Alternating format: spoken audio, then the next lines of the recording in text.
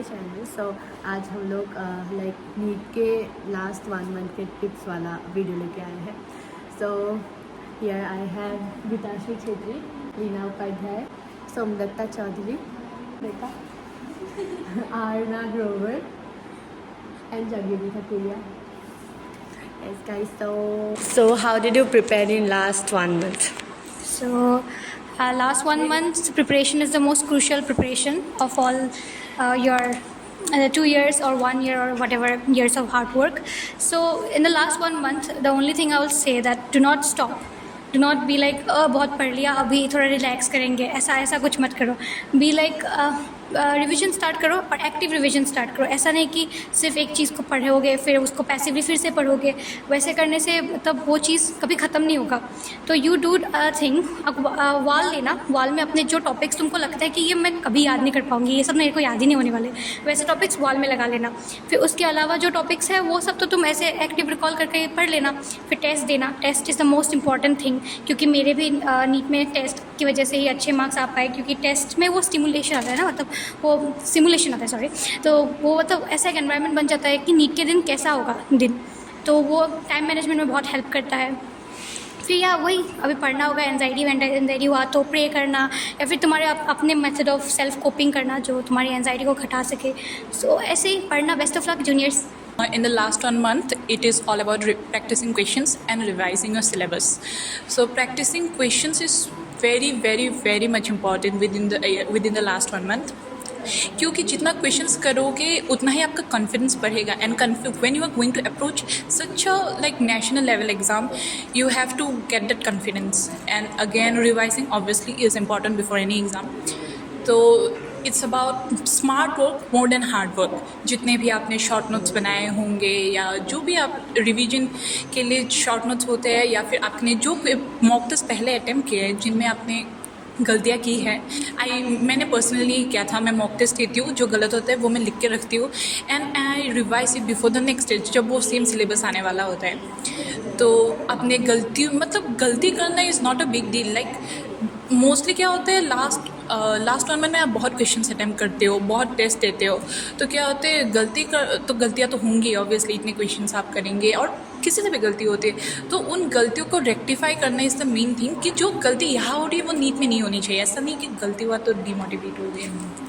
Last month में majority test दिए थे, मेजर डी टेस्ट हर 3 दिन में, हर ऑल्टरनेट डे में बेसिकली एक टेस्ट दिया था. बट उस पॉइंट तक जब तक सैचुरेट ना हो रहे हो और पेपर वो जो बिल्कुल NCERT या नीट लेवल हो, इस टाइम पे AIATS या कोई इतना हायर कॉम्पिटिटिव पेपर देने की ज़रूरत नहीं है. बिकॉज इस टाइम पे कॉन्फिडेंस की है, तो नीट के लेवल के पेपर देने हैं और उन पेपर को मल्टीपल टाइम रिवाइज करना है. तो जैसे कि मैंने लास्ट महीने में मेरा मतलब बायोलॉजी में मार्क्स नहीं आ रहा था, तो मैंने एक गलती किया था कि मैंने आगे से बायोलॉजी नहीं पढ़ा था. तो लास्ट 1 महीने में मतलब बायोलॉजी में ज़्यादा फोकस करना है. वैसे बायोलॉजी में जो चैप्टर ज़्यादा वो मार्क्स कैरी करता है उसमें ध्यान देना है. और साथ ही साथ थोड़ा PYQ भी करना है बायोलॉजी का. और केमिस्ट्री की बात बोलूँ तो केमिस्ट्री में जो फिज़िकल केमिस्ट्री है उसका एक फार्मूला शीट बनाना है और फार्मूला को देख के उसको उसका एप्लीकेशन देखना है. फिर इनऑर्गेनिक बोलूँ तो इनऑर्गेनिक केमिस्ट्री में थोड़ा वो NCERT पढ़ना है बस. इनऑर्गेनिक के लिए NCERT और ऑर्गेनिक के लिए तो जो रिएक्शंस है उसको अच्छे से देखना है, वो प्रैक्टिस करना है, वो PYQs प्रैक्टिस करना है, तो उससे बहुत लाभ होता है मतलब. और फिजिक्स का बोलो तो फिजिक्स तो जैसे नीट वाले का फिजिक्स थोड़ा वो होता है, डाउन होता है, तो फिजिक्स के लिए एक फार्मूला शीट बनाना है. फिर उसमें जो चैप्टर में ज़्यादा स्कोरिंग है उसमें ज़्यादा फोकस करना है, तो वैसे ही करना है. और लास्ट 1 मंथ में बायोलॉजी में ज़्यादा फोकस करना है. जितना मार्क्स हो सके बायोलॉजी में ही लाना है. तो वही मेरा क्या था कि मैंने एक बुक सॉल्व किया था, मतलब बायो के लिए, जो हम लोग के सर ने क्या कहते हैं सजेस्ट किया था. तो वो बुक में मैंने हाईलाइट कर रखा था कि कौन सा मेरा रॉन्ग हुआ है, तो उसको रिपीटेडली सॉल्व किया था. और जो मतलब करेक्ट था उसको सिर्फ 1-2 बार ही सॉल्व किया था, बाकी जो रॉन्ग था उसको बहुत बार सॉल्व किया था. और फिर थोड़ा बुक का रीडिंग लिया था. मतलब वो बुक ऐसा था कि उस बुक में लाइन टू लाइन क्वेश्चंस था, तो उससे बहुत हेल्प हो गया था. फिज़िक्स के लिए मेरा पूरा क्या कहते हैं फिज़िक्स का जो मॉड्यूल था, कोचिंग का जो मॉड्यूल था वो पूरा सॉल्व किया था. और वहाँ से वो क्या कहते हैं कोचिंग का ही एक बुक होता है जहाँ पे फार्मूला लिखा हुआ आता है, वहाँ पे मैंने एक्स्ट्रा फार्मूलाज भी ऐड किया हुआ था। उसको थोड़ा रिवीजन एवरीडे सोने से पहले रोज़ देखती थी। फिर जो बुक था मतलब जो मॉड्यूल था उसको सॉल्व मतलब हर दिन एक टॉपिक ले लेती थी, उस टॉपिक का सॉल्व करती थी। और केमिस्ट्री का जो पी ब्लॉक है उसका भी सेम मॉड्यूल देखती थी। फिर जो बुक है मॉड्यूल और बुक को मतलब रिलेट करती थी कि कहाँ कौन सा क्वेश्चन है। फिज़िकल केमिस्ट्री तो बहुत मतलब ईजी लगता था मेरे को, क्योंकि मैथ्स था तो बहुत ईजी लगता था। फिज़िकल केमिस्ट्री का भी सेम था, मॉड्यूल था। और लास्ट मंथ में मैंने क्या किया था कि मैंने एक बुक ख़रीदा था मेरे प्रिपरेटरी टाइम, मतलब जो फर्स्ट 12th के टाइम पे एक बुक ख़रीदा था, वो मतलब ओल्ड पेपर्स का जो बुक होता है वो मैंने कम से कम 3-4 बार सॉल्व किया था। वो मतलब बुक बहुत अच्छे से सॉल्व किया था, उसी की वजह से हेल्प हो गया। Okay, I will tell you what I did in the last 1 month.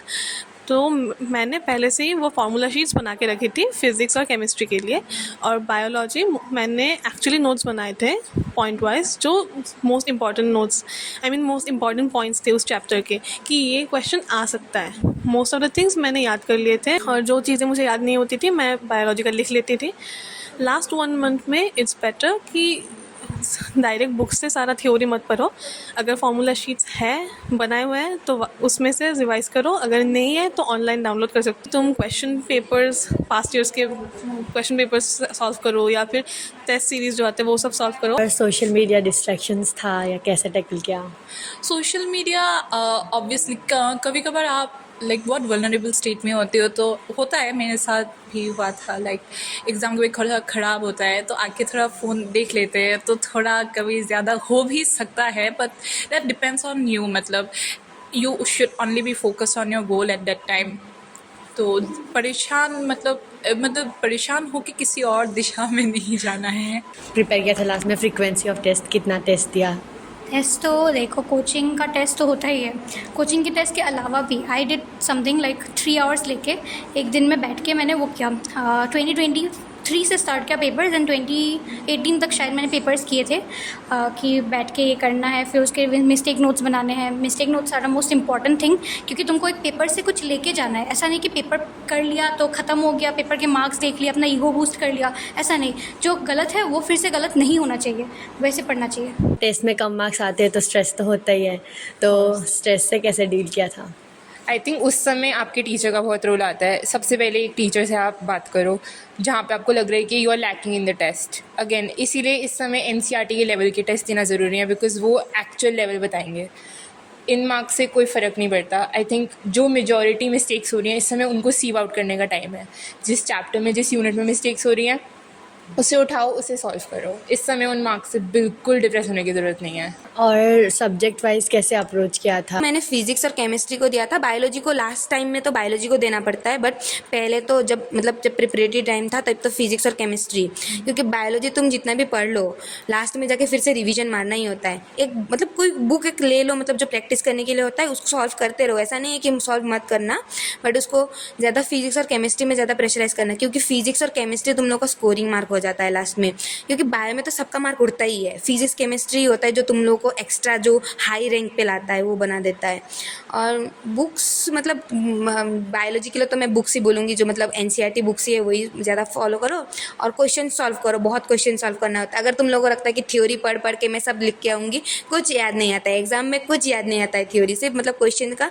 और हम लोगों का सर ने बोला था कि क्वेश्चन देखते हुए विदिन 1 to 2 सेकेंड्स आंसर आ जाना, ऐसा वाला स्पीड रख लेना मतलब बायोलॉजी के लिए।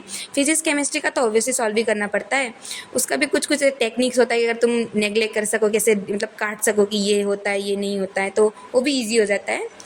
प्रिपरेटरी टाइम यही होगा, क्या ही करोगे। All the best. ठीक है। और तुमने प्रिपेयर कहाँ से किया था, मतलब ऑफलाइन कोचिंग या online? I will be honest, मैंने ऑफलाइन कोचिंग लिया था, फिर गुवाहाटी में किया था मैंने, तो वहाँ से। But most of the time क्या है, डिपेंड करता है। मैंने क्लासेस भी किए थे, पर most of the time I stayed in the study room itself. वहाँ पे ग्रुप स्टडीज़ कर सकते हो, टीचर्स के साथ डाउट पूछो तो वो कर सकते हो।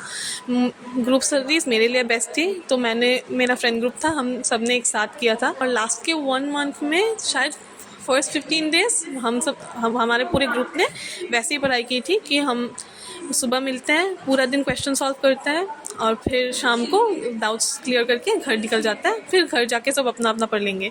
और फिर लास्ट के 15 डेज़ इट्स बेटर कि खुद से पढ़ो, क्योंकि लास्ट के 15 डेज़ अगर दूसरों का ओपिनियन ज़्यादा लेने जाओगे तो हो सकता है तुम्हें कंफ्यूजन हो जाए कि मेरे लिए क्या ठीक होगा, दूसरों के लिए जो ठीक है वो करूँ या नहीं, तो it's better that way. MBBS में आके एक्सपीरियंस कैसा है? हाँ, एक्सपीरियंस तो अच्छा है। अभी जैसे मतलब डाइसेक्शन में पहले थोड़ा वो हुआ था, लेकिन अभी एडजस्ट हो गया। ऐसे एक्सपीरियंस अच्छा है, थोड़ा सा प्रेशर भी है, लेकिन फिर भी थोड़ा डील करना होगा, वो प्रेशर भी है। फिर हम लोग चिल भी मारते हैं, थोड़ा घूमने भी जाते हैं, फिर पढ़ते भी हैं हम लोग। और एग्ज़ाम का प्रेशर है, थोड़ा इधर एग्ज़ाम ज़्यादा होता है, बट वो एग्ज़ाम जैसा प्रेशर नहीं है। ना नीट जैसा प्रेशर नहीं है, बट स्टिल वही